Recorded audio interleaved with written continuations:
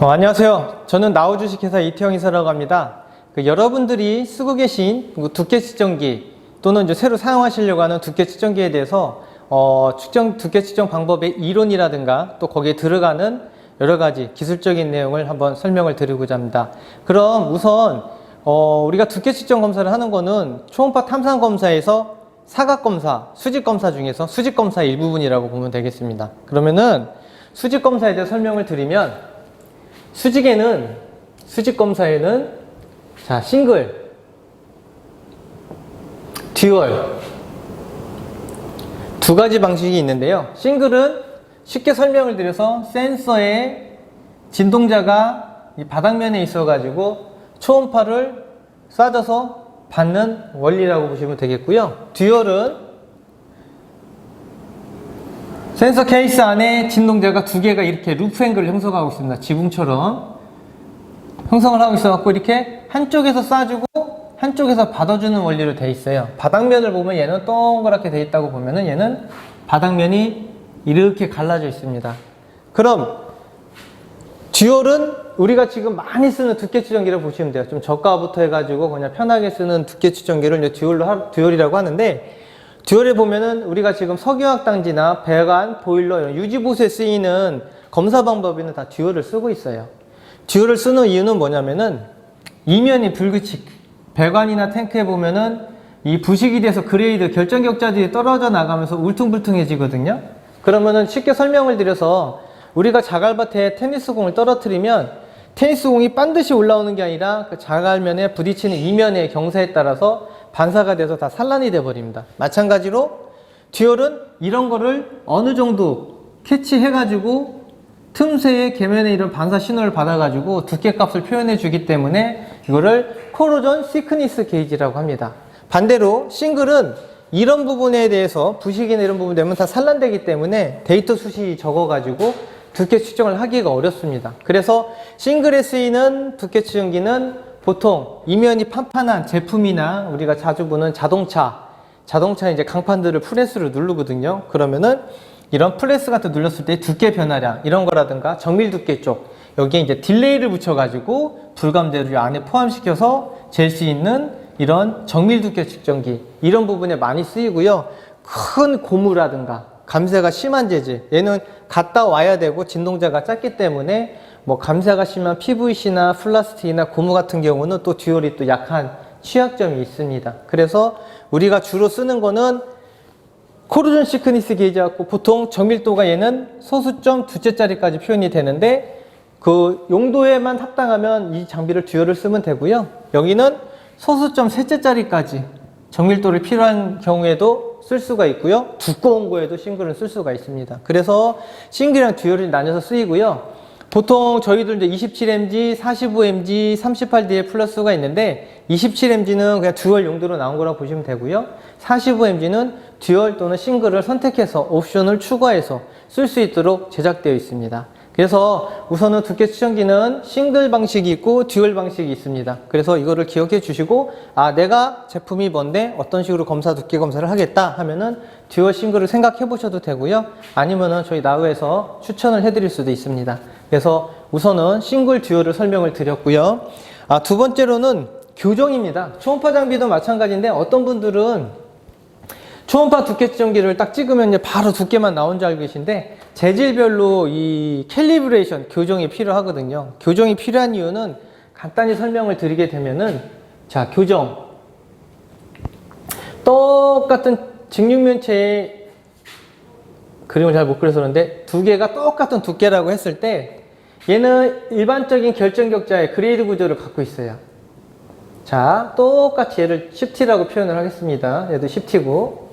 그러면 얘는 롤러로 우리가 지금 보는 강판이나 이런 가스배관의 강관의 배관 철판 같은 경우는 그 롤러가 꽉 눌러서 뽑아낸 조직이 10T라고 하면은 이 결정격자의 공공도 없이 꽉 찬 과장해서 그리면 이 정도의 꽉 찬 내부가 꽉 찬 10T라고 볼 수가 있어요. 근데 우리는 이렇게 보면 모르잖아요. 겉에서 보면 그냥 10T의 금속, 같은 재질의 금속이라도 볼 수가 있고, 아니면은 뭐 다른 재질인데 속이 어떤지도 모르거든요. 근데 이거를 예를 들어 초음파로 교정을 하면 얘가 갔다 오는 속도, 얘가 가는 속도 틀리기 때문에 얘는 꽉 차 있기 때문에 같은 환경에서 검사를 하면은 얘는 얘보다 더 크게 두께값이 표현이 됩니다.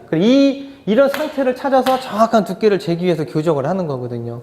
보통 그 잘못된 감독기관 같은 데서 보면은 본인들이 갖고 있는 시편이 있어요. 뭐 스태플럭이나 다른 시편을 갖고 있는데 그걸 기준으로 예를 들어서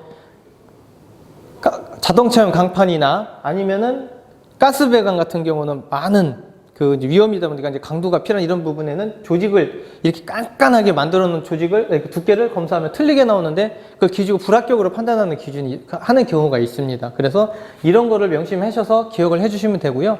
교정은 간단해요. 우리가 자연이나 과학 시간이나 이렇게 배웠을 때 번개가 번쩍을 하면 초 곱하기 몇 초가 그러니까 번쩍한 다음에 천둥이 울린 초 곱하기 그 다음에 음속, 공기중 음속 340 메타퍼세크를 하게 되면 거리 어디에서 번개가 쳤구나 이렇게 알 수가 있거든요. 마찬가지로 초음파 두께 측정기 원리도 초음파 탐상도 마찬가지고 원리로 장비에 타이머가 있어요. 타이머가 마이크로 세컨드로 시간을 재줍니다. 그러면 시간은 알았죠. 초는 알았죠. 근데 음속은 몰라요. 얘인지 모르거든요. 그렇기 때문에 우리가 가지고 있는 시편이 없으면 내가 지금 검사하려고 하는 그 재질의 두께를 버니어나 마이크로미터로 반복 측정해도 평균값을 내가지고 그 두께값을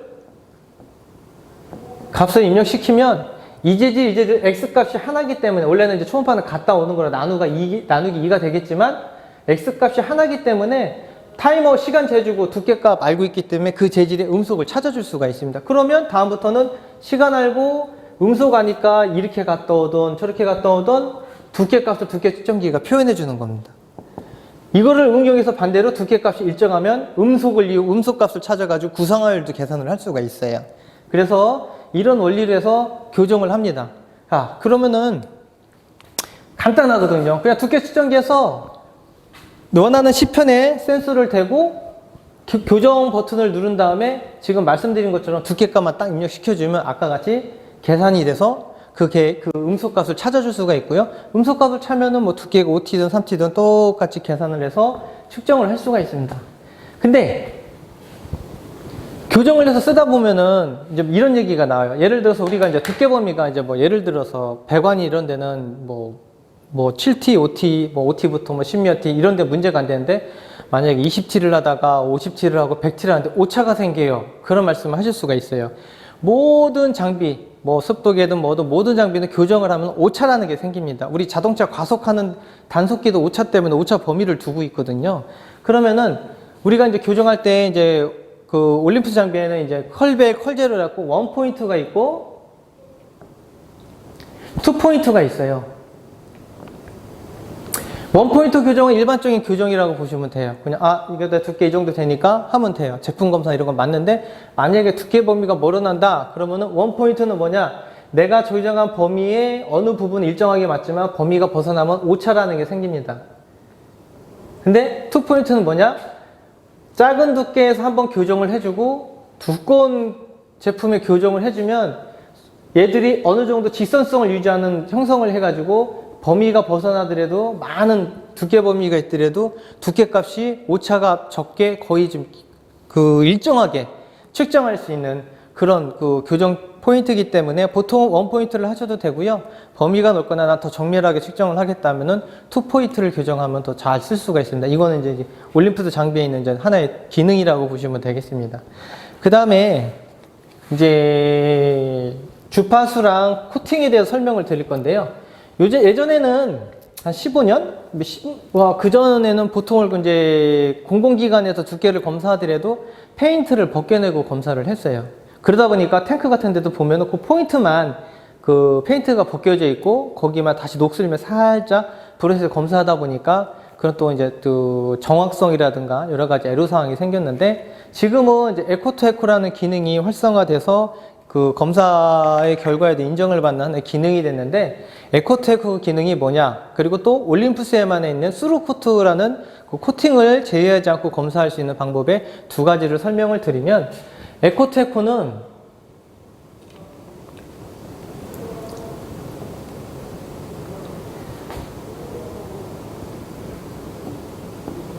검사물에 이렇게 코팅이 되어 있어요. 코팅이. 싱글처럼 표현을 해서 설명을 드리면, 여기서 들어가서 된 신호에서 또 이게 바운드되는 신호들이 생기거든요. 우리가 초음파 검사를 똑같은 두께를 검사를 하면은 초음파가 계속 바운딩을 합니다. 바운드. 처음에 우리가 테니스공을 떨어뜨리면 한 번, 두 번 바운드 될수록 높이가 낮아지듯이 바운드 될수록 신호가 낮아지는데, 처음에 들어간 신호에 반사에코가 이렇게 생겨요. 그럼 여기에는 이제 코팅 두께까지 포함이 돼 있어요. 근데 얘가 다시 여기서 또 반사를 한번 합니다. 금속 표면에서. 그래서 또 하나의 반사가 일어나요.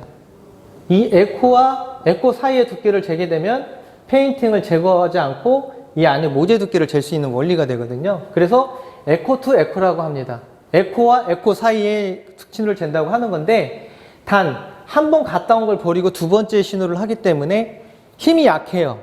지금 보시면 신호가 이제 계속 떨어지게 돼, 바운드 될수록. 힘이 약하기 때문에 한 12T 정도, 매뉴얼 보면은 뭐 12점 몇 T인가 뭐 이렇게 돼 있을 겁니다. 그 정도 이상이 되면 이제 에코테크를 쓸 수가 없고요. 또 하나는 이 코팅의 두께가 두꺼울수록, 조선 같은 데는 이제 페인트 두께가 두껍더라고요. 그러다 보니까 페인트 두께가 두꺼우니까 여기서 감쇄가 많이 돼서 더 작은 범위를 해야 되는데, 그 올림푸스에 나와 있는 수르라는 기능이 있어요.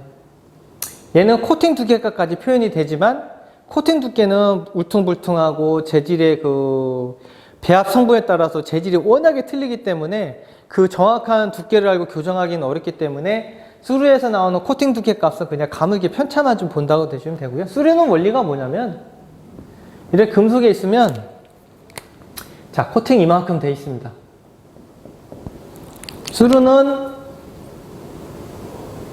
센서에도 기법이 있어가지고 하는데, 이거는 고온에서는 못 쓰고 일반 상온에 쓰지만, 초음파가 갔다가 돌아오는데 얘는 여기서 코팅돼서 반사된 음속을 제외해버리면 이 값을 빼버리게 되거든요. 그러면은 이 모재 두께만 잴 수 있어요. 장점은 얘는 에코테크이기 때문에 갔다 오는 한 번 갔다 온 걸 버리고 두 번째 신호를 쓰기 때문에 힘이 약하지만, 얘는 한 번에 갔다 오면서 첫 번째 반사된 요 이면과 코팅 사이에서 생긴 음속값을 빼고 두께값을 표현해 주기 때문에 더 두꺼운 거라든가를 또 잴 수가 있고 좀 더 정확하게 잴 수 있는데, 단 코팅이 120 미크론 이상이 돼야지만이 이 기능을 쓸 수가 있습니다. 이것도 이제 두 가지 센서가 있고, 저도 보면은 이제 안에 이제 투명하긴 한데 뭐 올림푸스만이 뭐 특화된 그런 것들이 이제 있다고 볼 수가 있겠습니다. 그래서 수루코트나 에코토 기능을 써야 되는데, 이것들은 기본으로는 들어있지 않고요. 필요한 분들에게만 쓸 수 있게 되고, 장비에 이제 옵션으로 들어있어가지고 그 기능을 풀면 쓸 수가 있습니다.